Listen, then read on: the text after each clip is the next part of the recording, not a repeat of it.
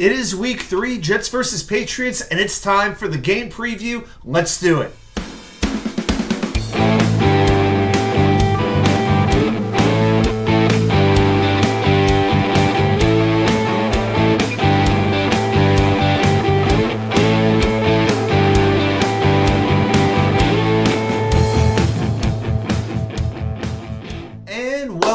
Well, welcome back to New York Sports WickerMedia, and it is time to do our Jets versus Patriots game preview. So we're going to break down the matchups, we'll give you some random game notes, then we're going to finish it off with some notes for the Virginia Jets Fans Club. All right, so let's get right into this thing right now. The Jets offense against the Patriots defense. Couple of stats here. The Patriots have allowed 33 first-half points in their first 2 games, and of those 33 points, 20 of them have come off turnovers. Got to turn the other team over. We saw how much it worked for the Jets in week 1 when they turned the Bills over 4 times. Last year, I'm going to keep coming back to them. They only had 16 takeaways in 17 games. You got to turn New England over and then pray to God the referees don't take it away. Anyway, the Jets on offense are averaging just 252 yards per game. That's 4th worst in the NFL. Don't expect that to get a whole lot better on a MetLife Stadium turf that is expected to be riddled with rain with this tropical storm that is working its way up the East Coast and currently hitting us in Virginia as I speak right now. Now, when it comes to the Patriots defense, the first player to watch is number 9, Matthewjudon. He had multiple sacks against the Jets last year. He's not Micah Parsons, but he is damn good. And they need to have a strategy in place to contain him. And if that means Nathaniel Hackett, hopefully you're prepared for Matthewjudon's quickness. You've seen him before. You should be ready. I'm still aggravated over that. But Judon this year already has 3 tackles for a loss and 2 sacks. Judon and Josh Uche, number 55, have combined for 16 quarterback pressures through 2 games. So those are the 2 pass rushers you got to watch out for. Now, as far as the Jets' offensive line goes, Dwayne Brown missed practice pretty much the whole week. He now has a hip ailment in addition to the shoulder. Robert Saleh insists that he's going to play left tackle. That may not be good news. Here's the thing. If Dwayne Brown was to play, then I guess they're just going to go with what they had last week. I don't think they're going to make any changes at all. But we saw last year when the Jets made a sudden change to the offensive line. Nobody knew about it until game time when they moved Elijah Vera Tucker out to right tackle. None of us knew that was going to happen until game time. And then, Jets social media pretty much blew up. Just say, what's going on here? So let's see what actually does happen. Here's the thing. AVT, you can plug him in just about anywhere, but to me, I'm not messing with Mekhi Becton. To me, until he proves that he can be a reliable pass blocker, I want him staying at right tackle. And to me, he hasn't proved that he is a great pass blocking left tackle yet. So to me, even though I don't want to see the guy play, the easiest thing to do, the simplest thing to do might be to insert a Billy Turner in at left tackle. Again, I don't love the idea, but I don't feel like after just 2 games I want to shuffle the entire deck. That's my personal feeling on that, but let's see what happens. If the Jets' offensive line doesn't get it together this week, then for week 4 against Kansas City, you got to look at making some changes. But we'll see if Brown is ready to go on Sunday. Now, I'm going to keep saying this until it actually gets fixed. Zach Wilson, you can say whatever you want about him, but he has to get the ball out of his hands quickly, and he has to have a chance to read the offense, or read the defense, excuse me. When I say he has to get the ball out of his hands, it's got to happen in 3 seconds or less. When you're watching these passing downs, seriously, count them off during the game. 1, 2, 3. Count them off, because no quarterback in the league takes longer to get rid of the ball from snap to throw than Zachary Wilson. Tua is actually the fastest at it. He's barely over 2 seconds. Zach is about 3.5 at this point. And the only reason it's probably not even higher is because he's facing pressure almost immediately. He's getting pressured on more than half of his dropbacks. And that has got to change against New England this week. Now, we know New England owns Zach Wilson in all 4 meetings, just like Aaron Rodgers still owns the Chicago Bears. Here are Zach Wilson's career stats against the boys from Foxborough. He's completed 54 of 106 passes. That's basically 50%. 693 yards, 2 touchdowns, 7 interceptions, and sacked 11 times. If Zach Wilson wants to convert a few Jets fans, make them start to believe a little bit, have a good, reliable game. Again, we're not asking him to be Aaron Rodgers, but he has to be efficient, has to move the ball down the field. It shouldn't come to the point where they need him to win the game, but he cannot be the reason that they lose this game.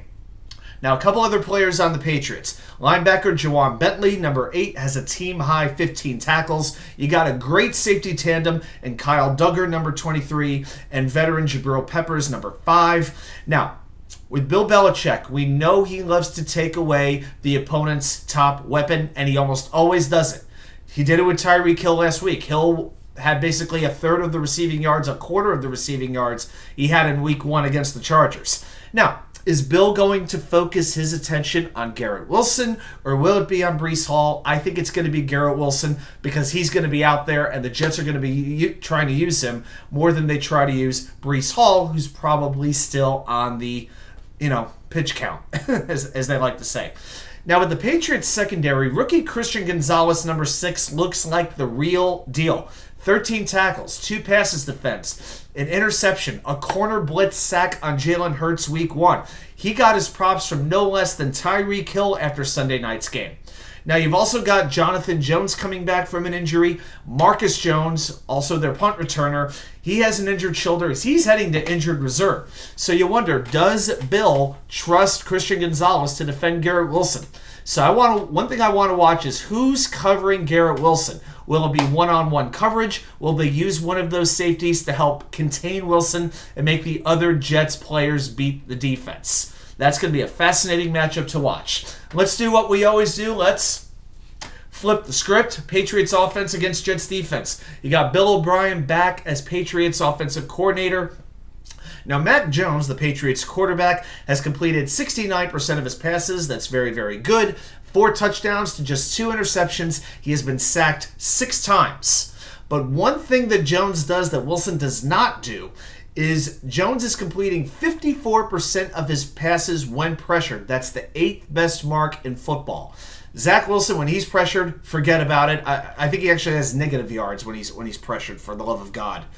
And in 4 career matchups, here's the thing with the Patriots. Their wide receivers are not going to scare you. You've got Juju, you've got Devontae Parker, their leading target is Kendrick Bourne, but the running backs and tight ends, you got to respect those guys. So the screen pass is what scares me.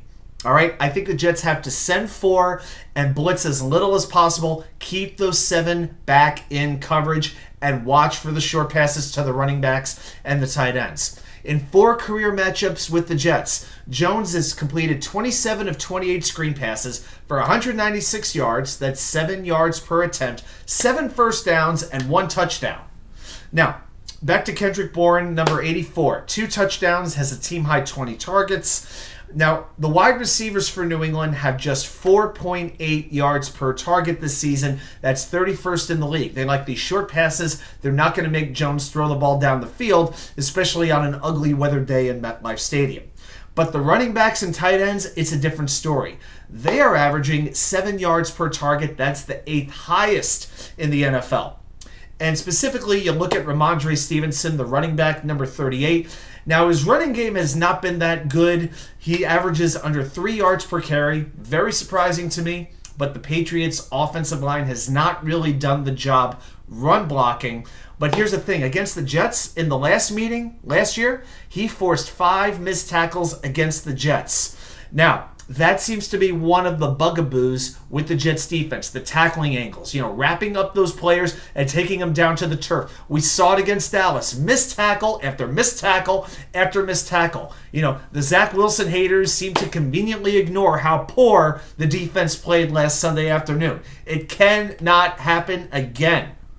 Okay? Then you've got Hunter Henry, tight end number 85, the team's leading receiver with 2 touchdowns, 11 catches on 13 targets, 108 yards receiving. Also, they added Mike Gesicki from Miami.